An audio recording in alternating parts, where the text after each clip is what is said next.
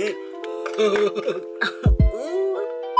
guys, welcome back to my channel. If you didn't already know, I am celibate. I've been celibate for boy, like, I mean, pushing 14 years now, you get me? Like, your girl's been out here, like, just with my legs closed, you know? Yeah, I've been celibate for about 14 years now, and it's been a journey. It's been very interesting, to say the least. And one of the things that I've actually found is that when talking about celibacy, which is something I do a lot, I find that people generally have this, I don't know, these assumptions. Like, they have these assumptions about being celibate, and I think it's about time that I had a little mini rant just addressing these assumptions, because since everybody wants to be doing addressing assumptions on YouTube, well, I'm finna address some assumptions on YouTube about being celibate, okay? So that's what I'm gonna do. So let's get into it, boo-boo. One of the first assumptions that I generally always see and always receive towards myself when talking about celibacy, or letting people know that you're celibate, or speaking on celibacy in any type, way, shape or form, even just mentioning the word celibacy, even before you even complete the word, by the time you even say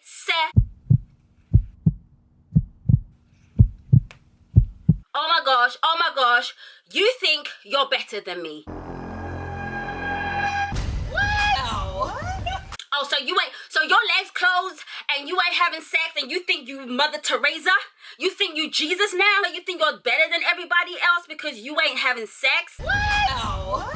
I feel like it's kind of like people being a little bit projective. Like, if you are secure in your promiscuous life and sleeping around and having sex and doing whatever it is that you are doing, it shouldn't matter what I'm choosing to do with my vagina, or what I'm choosing to not do with my vagina. I really don't understand how people get automatically offended when you mention the word celibacy. I'm not offended when you're talking about your sexual conquests and all the things that you're doing sexually. So why are you offended by all the things that I'm not doing sexually? Why are you upset that I am not having sex? Why are you upset that I am talking about me waiting? I just don't understand it.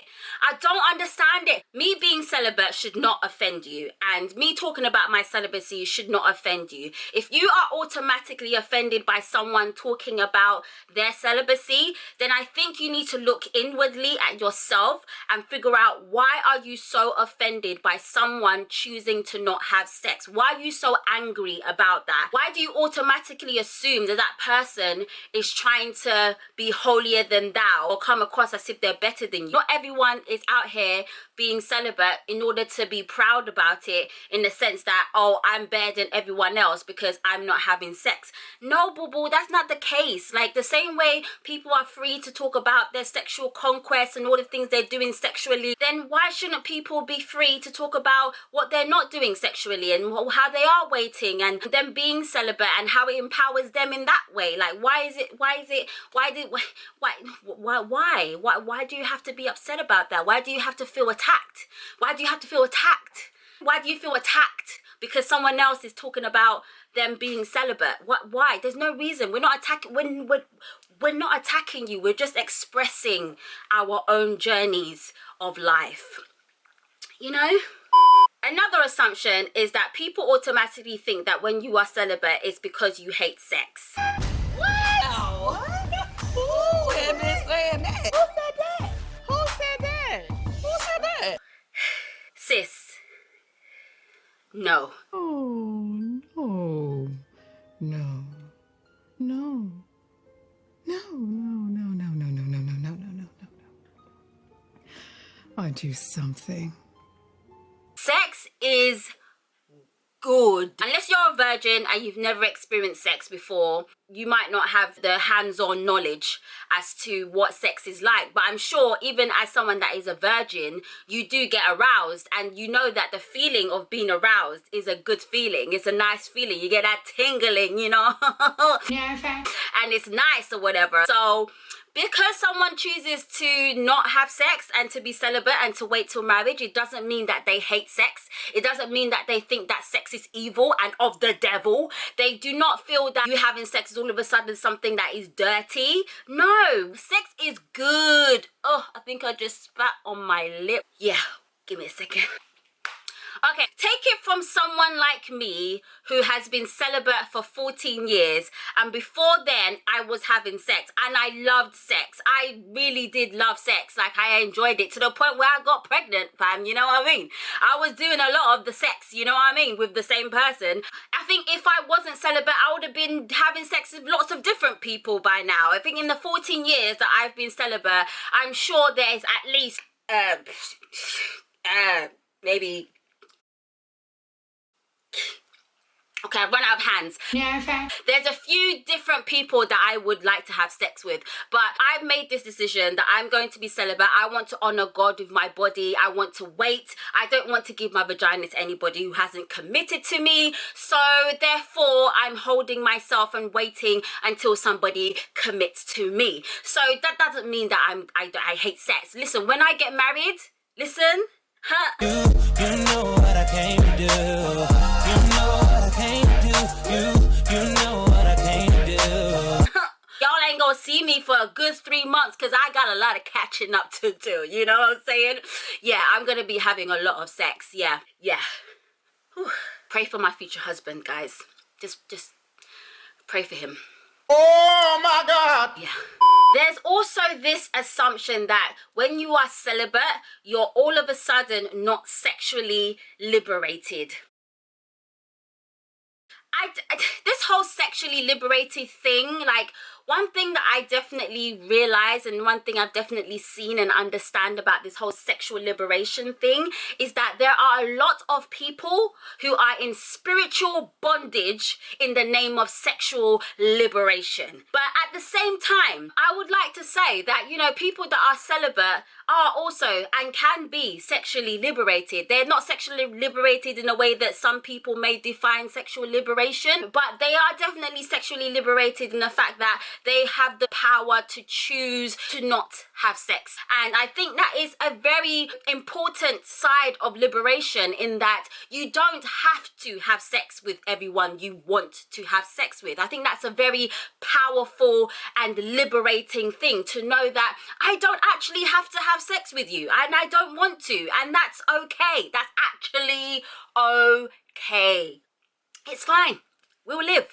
I remember one time I saw on Twitter that apparently if you are celibate, why are you even in a relationship? What?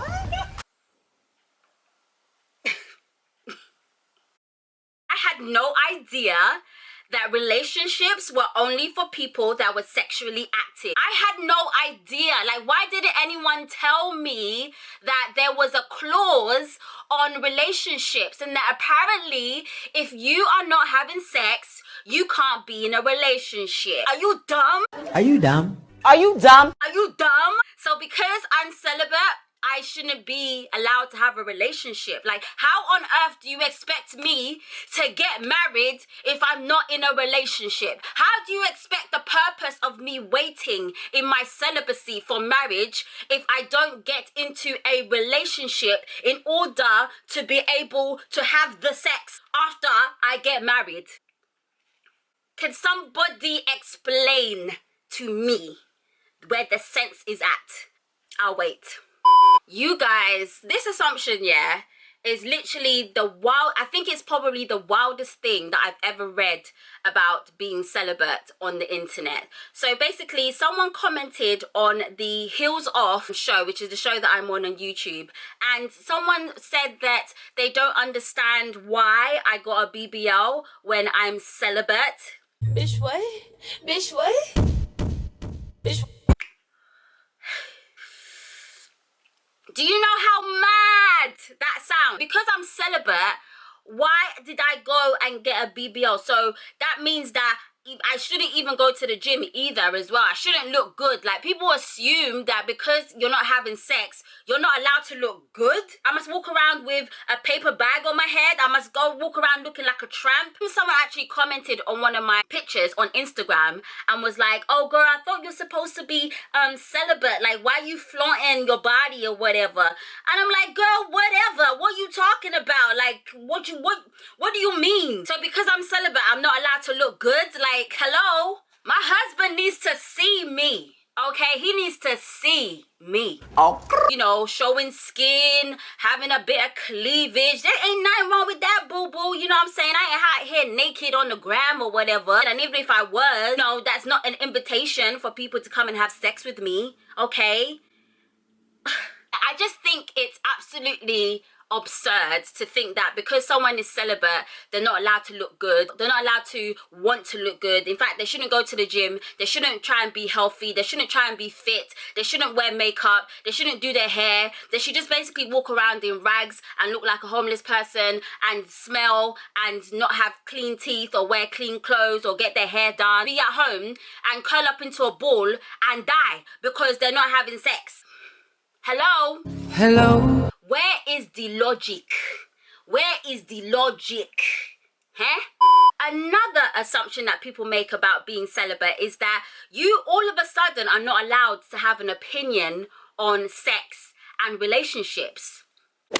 So because I'm not having sex, I'm not allowed to talk about sex.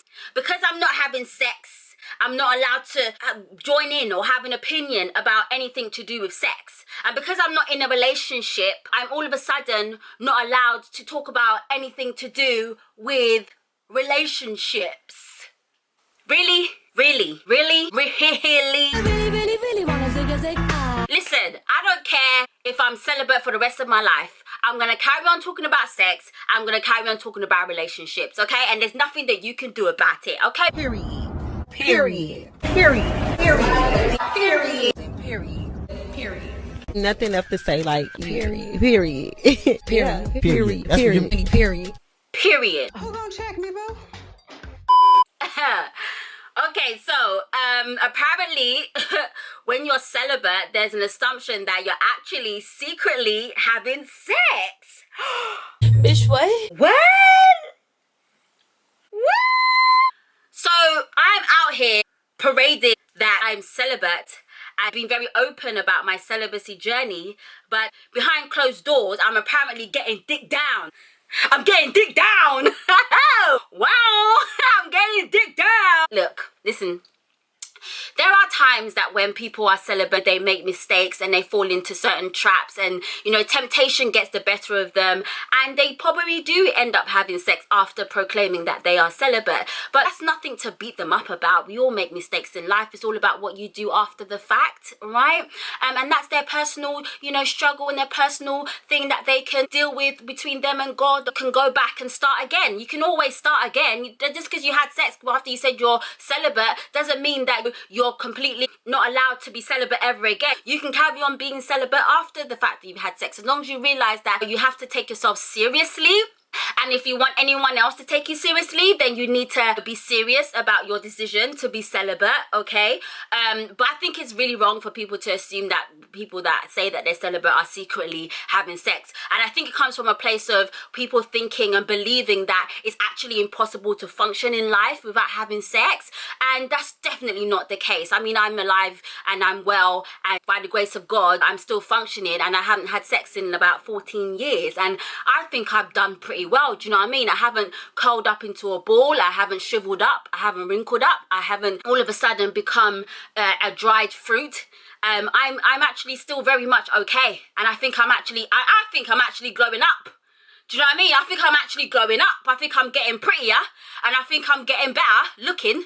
You know what I mean? I'm going to the gym, I'm working out, I'm looking good, I'm being healthy. You're healthy, you're strong, you look good, you have all of the something there about you. Yes, goody! I'm living a very normal life without having sex, and it's fine. It's actually fine.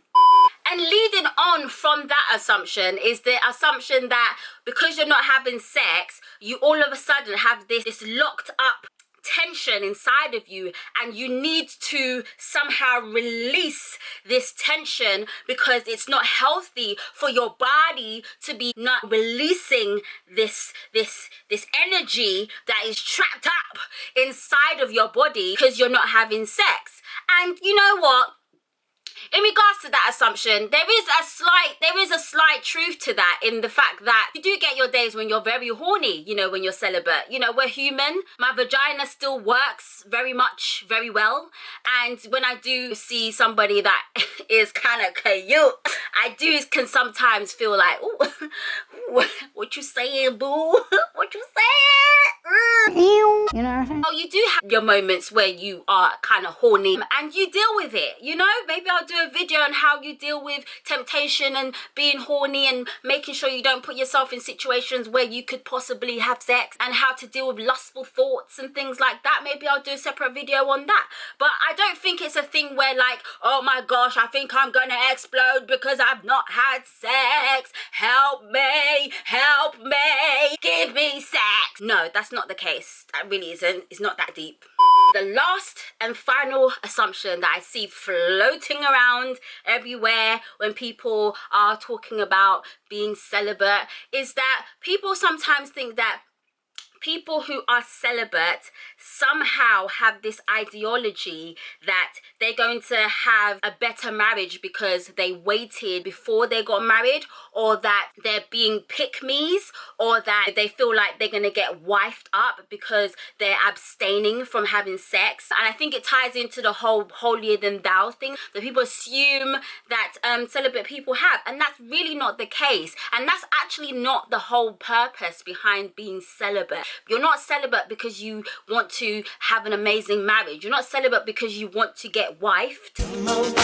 You're doing it because you have a relationship with God and you have decided that you want to keep your body and do things God's way and honor God with your body and with your life and do things the way that God has intentionally designed for them to be. People are celibate before they get married and they have an amazing marriage, or they don't have an amazing marriage. And people aren't celibate before they get married, and sometimes they have an amazing marriage and sometimes they don't. Being celibate before you get married, or not being celibate before you get married, is not the key to a successful marriage. The key to a successful marriage, from the people that I know that are married, is down to the people within the marriage. There are keys, there are certain things that have to take place, that needs to be in place between the two people that are joined together in matrimony, and they two together make the marriage work while they're in the marriage. So what you do before you get married doesn't necessarily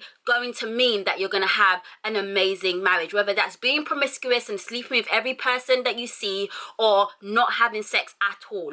What happens within your marriage is down to you and your partner. Period. Okay?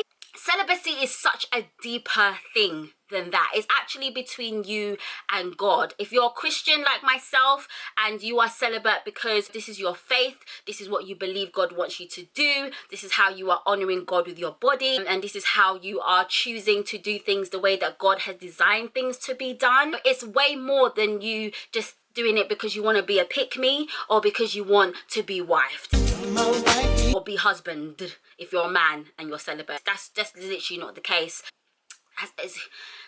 No, that's not the case. Whew.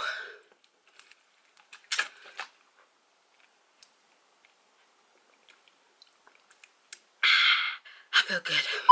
Woosa!